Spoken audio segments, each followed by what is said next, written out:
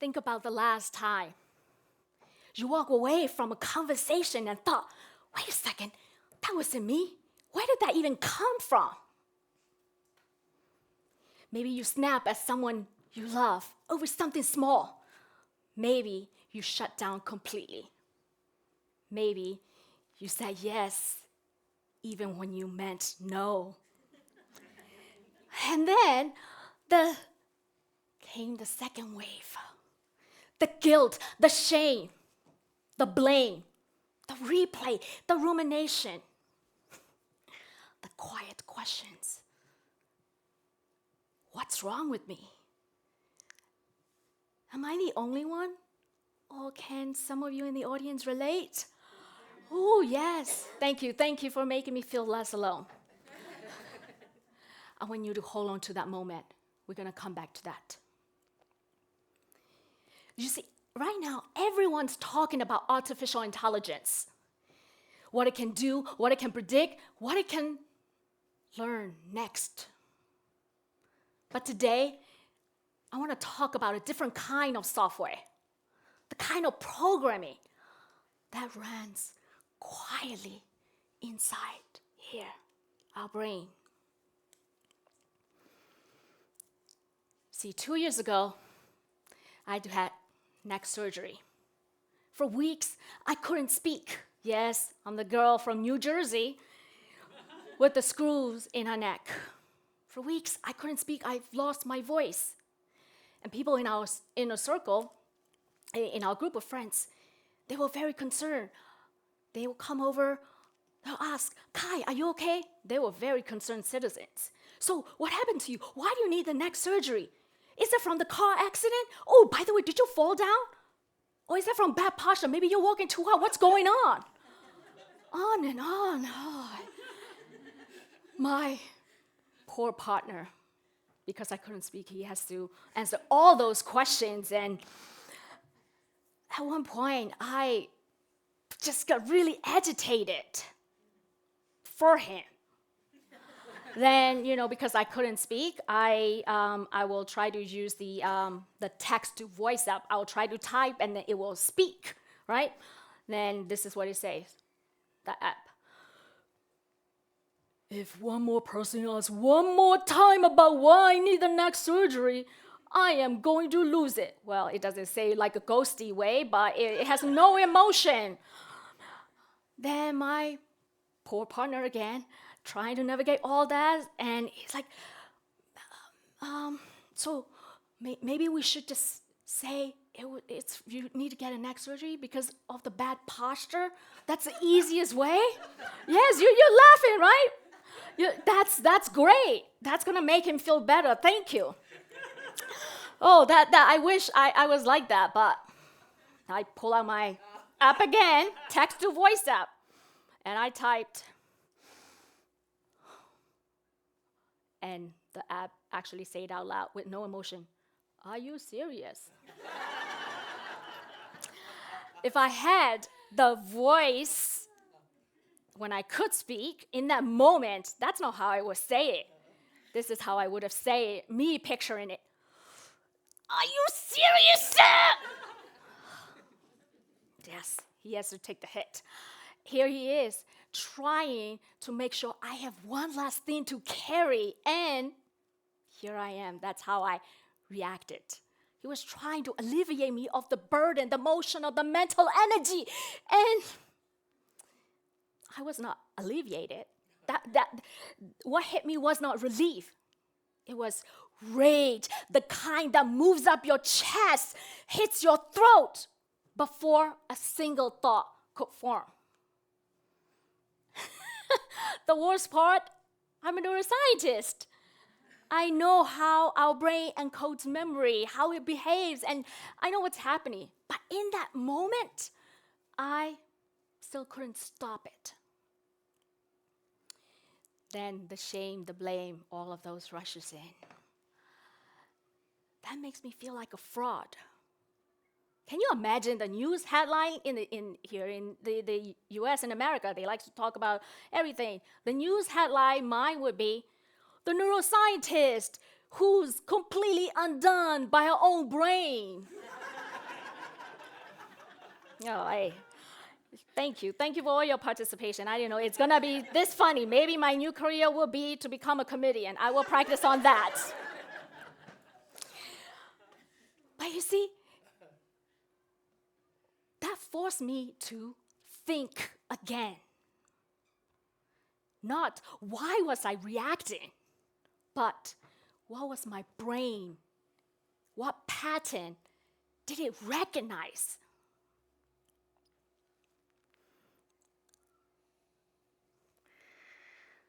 So I brought something with me. I know for those who are in the back cannot see it, but do you want to take a guess? Some nuts, yes, some nuts, yes. Quite some nuts, but it's an almond. Yes, you were thinking, I come to TEDx for the big ideas, and here she is bringing trail mix. But you see, deep inside our brain, there's a little structure that looks like this. So you'll never see the almond the same way again. So next time, think again. Almonds. Deep inside our brain, there's a structure called amygdala. Its job is to detect threat, scans for danger, to keep us safe. What's the first thing, the imagery that comes to your mind when you think about threat or danger? Tiger, okay, great. Guns, wow, yes, very physically threatening, right? Fire, siren, all of those, the ambulance, the emergency, right? Yes, do you have pretty face? Oh, ambulance, oh, okay. Well, you see, sometimes, or most of the time in today's modern day society, the threat is quieter. That look that makes you wonder, do I belong in the room? That sharp tone that makes you feel so small.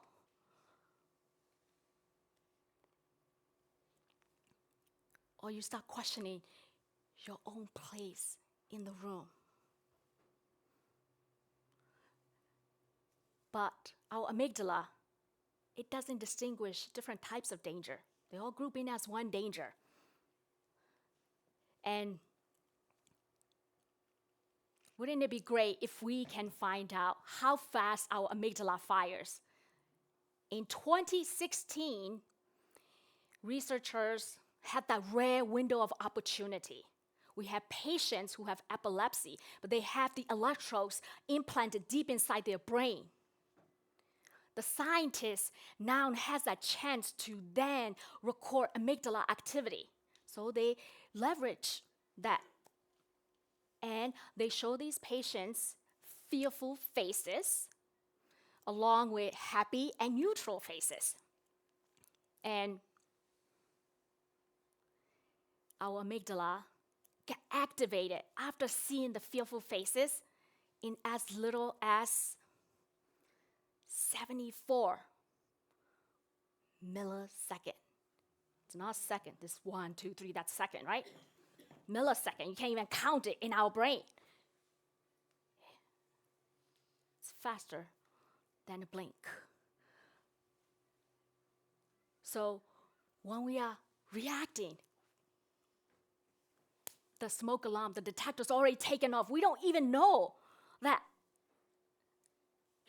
what we are even reacting to. We just reacted.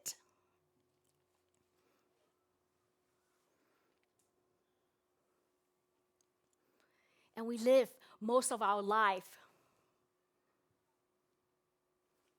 blaming ourselves, asking, why am I so defensive? But the truth is, it's the amygdala that's protecting us, making us hypervigilant. So what is my brain protecting me from? Years earlier, a detective calls and tells me to give me an update on my sexual assault case. He said, unfortunately, we have to close your case because there has been no lead. Just like that.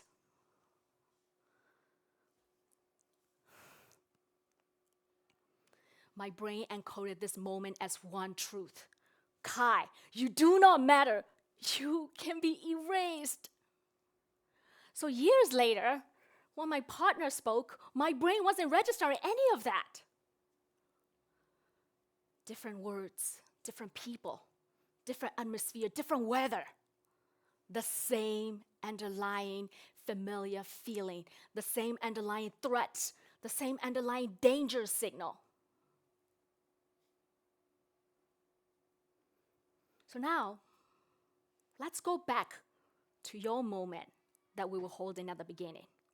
Remember that? Can you think back to that? Maybe it's a message from your boss saying, can we talk? Then your heart literally just popped really fast. Am I gonna get laid off? Or maybe it's a comment that you keep replaying in your head. Some of the way we show up in life, sometimes they just brush us the wrong way. In 2025 study, I was so fascinated by it. In 2025 study, the researcher asked the participants in UK and in Australia the following question. They texted the participant, you get to actually see the experiment going on live, right? It's not just in theory. The researcher texted the participant 6 times a day for an entire week, and this is the question they ask. What are you doing right now? Freaky. What are you doing right now? Did you choose to do that, or did you find yourself doing it?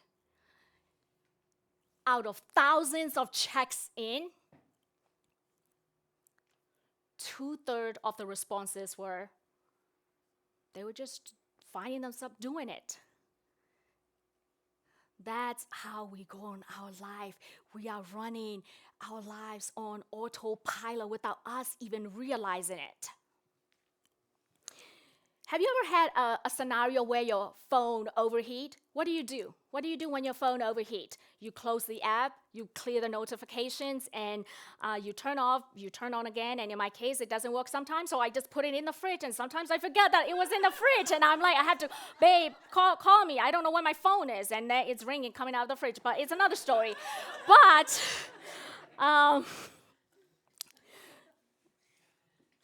one time I got a different message. I was trying to download an app, and this is the message. The app cannot be installed because you need to upgrade to a higher OS version. See, most of us try new habits, new things, another resilience program, another workshop, another online course, and all this, and that, and sometimes it doesn't stick because we're trying to update the app. One what? When we need to update, we forgot to update our inner operating system that's running underneath. Right? So, next time, when you walk away from a conversation, thinking, where did that come from? Don't let it pass. I want you to think again. You see, the most dangerous software running today is not artificial intelligence, in my opinion. It is the outdated programming that's running quietly inside human intelligence.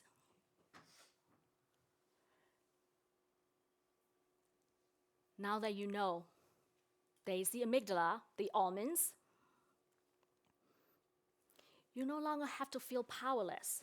You see, this little almond has been making all the shots. I probably have to pick that up.